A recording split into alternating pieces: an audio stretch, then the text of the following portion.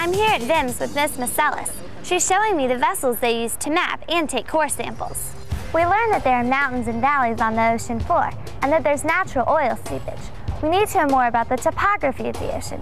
Can you tell me exactly what the floor looks like? It's magnificent. Under the ocean, you can find the tallest mountains, the deepest valleys, and the flattest plains on Earth. Sounds fascinating, but I don't see any mountains or valleys when I swim.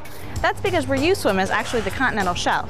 This area is located along the edge of the continent and can extend 10 to 200 kilometers offshore. So are mountains the next area? No, next comes the continental slope.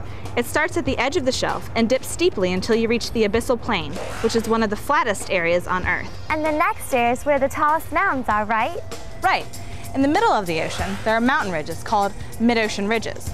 This is where the seafloor is spreading apart, making new seafloor and building mountains. I learned about the seafloor spreading apart in the case of the shaky quake when we learned about plate tectonics. Very good.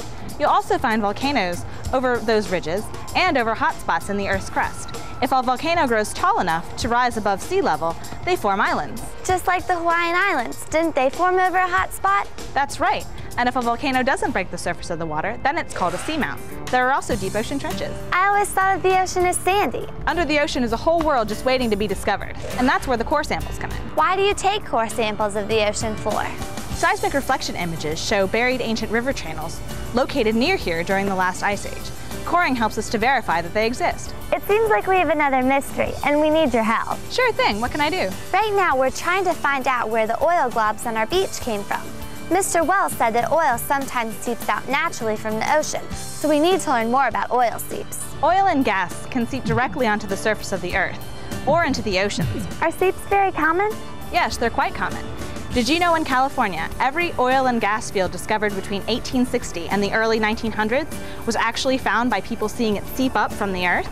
So how does oil and gas seep out? Seeps can come from a single point or from as many as 30,000 individual little holes. Divers describe high seepage areas as looking like a whole bunch of gopher holes. How much oil and gas seeps out? It varies from place to place and can range from nearly impossible to detect to thick oil films with globular deposits called tar balls. That sounds like what's on our beach.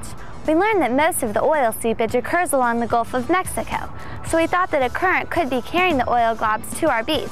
But we learned that there aren't any currents that carry things to Virginia from the Gulf of Mexico. What about the Gulf Stream? We know that the Gulf Stream flows northward from the central part of the Atlantic Ocean and turns back towards Europe up around Canada.